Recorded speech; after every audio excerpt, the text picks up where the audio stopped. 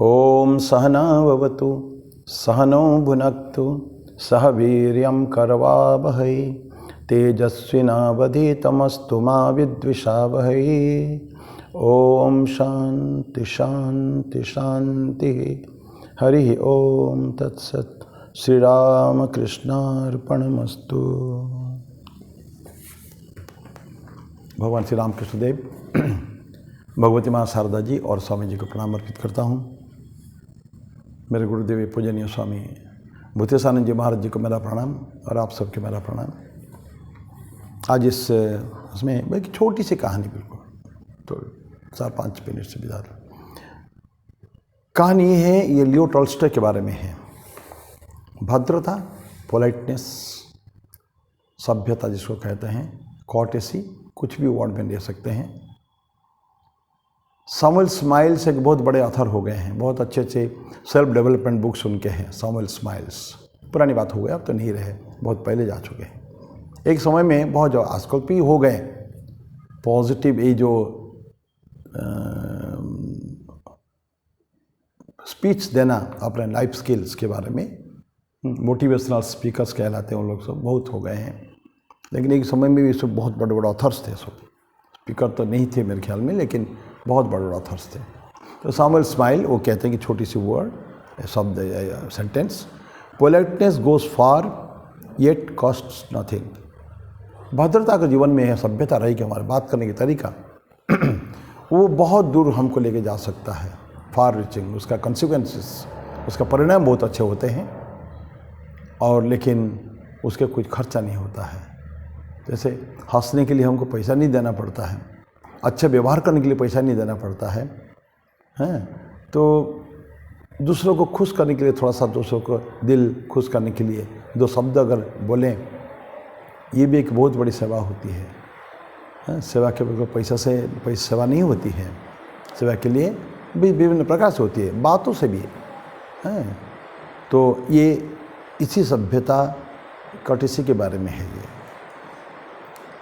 तो good manners, अच्छे व्यवहार हमारा है, और अगर हम दूसरों को इस तरह का आनंद दे पाएँ, थोड़ी सी उनके अपने व्यवहार से, मधुर व्यवहार से, सौम्य व्यवहार से, हम उनके जो विश्वास हमारे पर है, जीत सकते हैं उनको, जस्ट बाय बिहेवियर।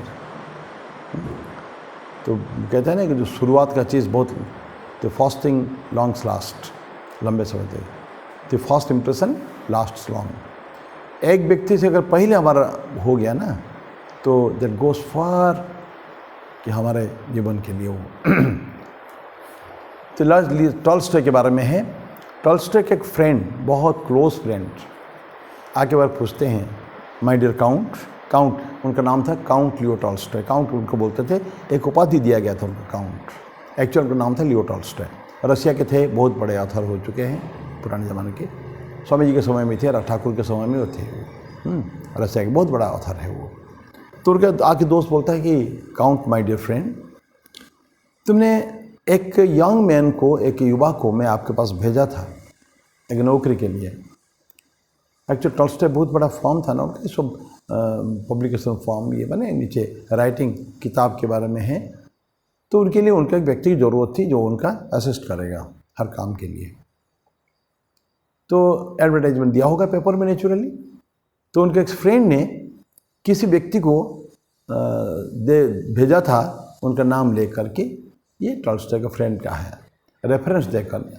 जैसे ना आजकल किसी को भेजते हैं, थोड़ा सा अपना बोल देते हैं मैंने भेजा है, मेरा नाम चला जाए। तो जो बोला कि तुमने क्यों, मैंने जो व्यक्ति को भेजा था इंट्रोडक्टरी नोट देकर, आपने उनको नहीं रखा, नौकरी में नहीं रखा है असिस्टेंट के हिसाब से। पूछा, जस्ट प्रश्न। इंटरव्यू हो चुका है, उस फ्रेंड के जो व्यक्ति आया था, कैंडिडेट, उसको नहीं रखा गया है, तो उसको just his friend wants to inquire. तो टॉल्स्टॉय चुपचाप रहे। और फिर उसके फ्रेंड बोलते हैं कि, और सबसे बड़ी बात, प्रॉब्लम ये है, मेरे व्यक्ति तो नहीं रखा, मैं तो वो इंट्रोडक्टरी नोट के साथ भेजा था, लेकिन जिसको तुमने रखा था उसके लिए कोई व्यक्ति का इंट्रोडक्शन नहीं था, किसी ने उसके भेजा नहीं था, अननोन था तुम्हारे लिए, अपरिचित व्यक्ति था, अनजान व्यक्ति था तुम्हारे लिए, फिर भी उनको तुमने रखा है। सर्टिफिकेट कुछ था नहीं, इंट्रोडक्टरी नोट था नहीं, जो साधारणतः एक अच्छे नौकरी के लिए आवश्यकता होती है नहीं था उनके। तो टॉल्स्टॉय भी उत्तर देते हैं, यू आर राइट, आपने जो बोला है सही बोला है। उसके पास सिलेक्ट जो किया है, इंट्रोडक्टरी नोट कुछ था नहीं, किसी ने उसके लिए नहीं लिखा था, पत्र नहीं लिखा था मेरे पास, लेकिन सारा उनके पर्सनालिटी में, व्यक्तित्व के अंदर सर्टिफिकेट ही सर्टिफिकेट थे। उसका इतना सुंदर व्यवहार था, और कुछ नहीं, साधारण बातें, कोई बहुत बड़ी बातें नहीं कह रहे हैं। ये बोलते हैं कि, तो उसका फ्रेंड पूछता है क्या मतलब है आपका, क्या कहने का, क्या मकसद, क्या चाहते बोल रहे हैं। बोलते देखो, कैंडिडेट आया, कमरे में एंटर करने से पहले उससे मेरा परमिशन चाहा, देन आने से एंटर करने से पहले जो एक पापोच होता है जिसके ऊपर पैर को पोंछ के आते हैं उनके, उसके डोर मैट जो होता है उसके ऊपर अपने पाँव को क्लीन किया, साफ किया, और अंदर आया। देखिए ये साधारण बातें, इसमें कोई बहुत बड़ी बातें नहीं हैं, साधारण बातें हैं। बोले कि आया अंदर, आके खड़ा रहा, सामने कुर्सी रहने के बावजूद भी उसने उस कुर्सी पे नहीं बैठा। तो मैं जब उसको बोला, मैं तो परमिट किया, yes now you can take your seat, please be seated, तो उसने बैठा। और मैंने जितना प्रश्न मैंने किया, हर प्रश्न का जवाब अत्यंत सुंदर तरीके से उसको दिया है, बहुत ब्यूटीफुली दिया, कॉन्फिडेंस साथ मेरे सारे क्वेरीज को जवाब दिया, और फुल कॉन्फिडेंस।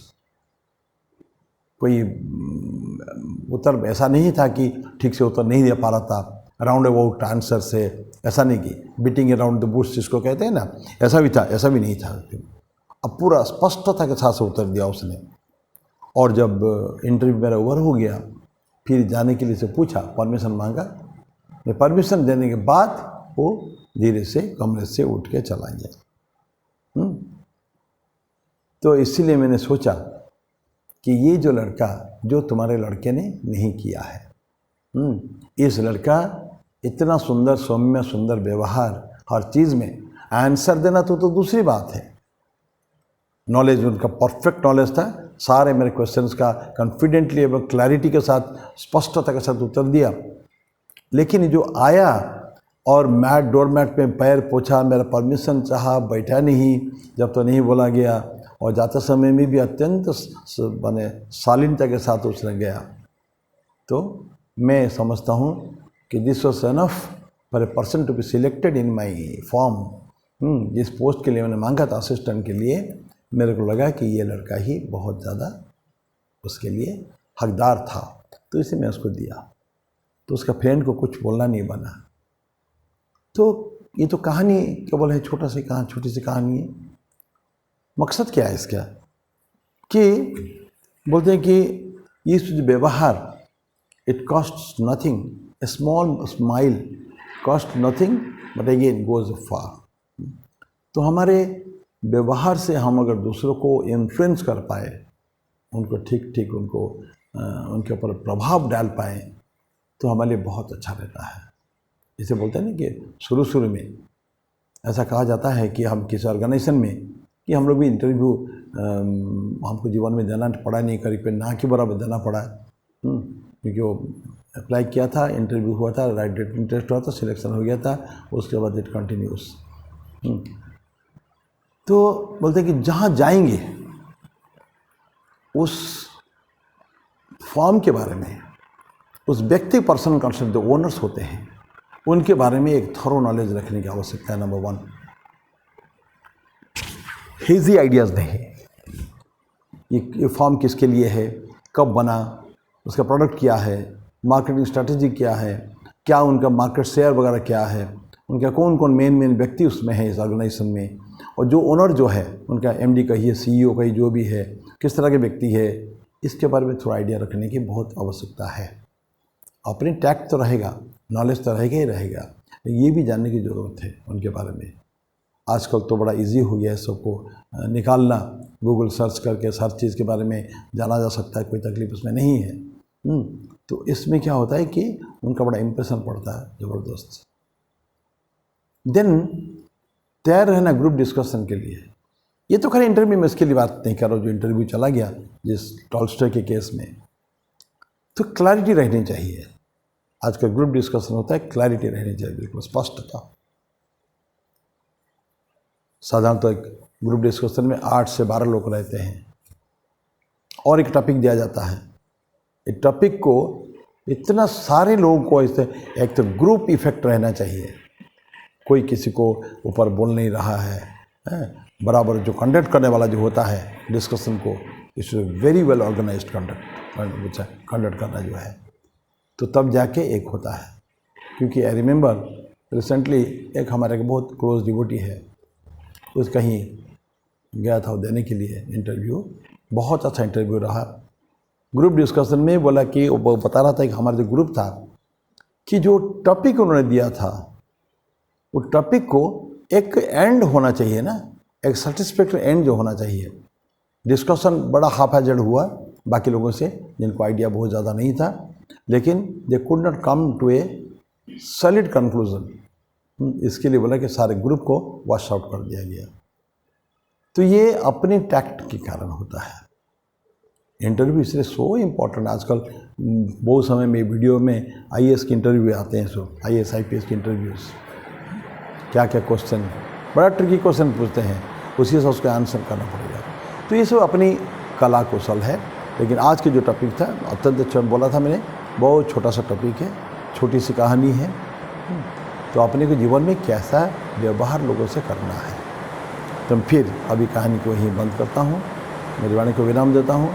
फिर अगले बार फिर मिलेंगे कुछ इस तरह की छोटी छोटी कहानी या किसी घटने के साथ। ओम शांति शांति शांति। हरि ओम तत्सत। श्री राम कृष्णार्पणमस्तु।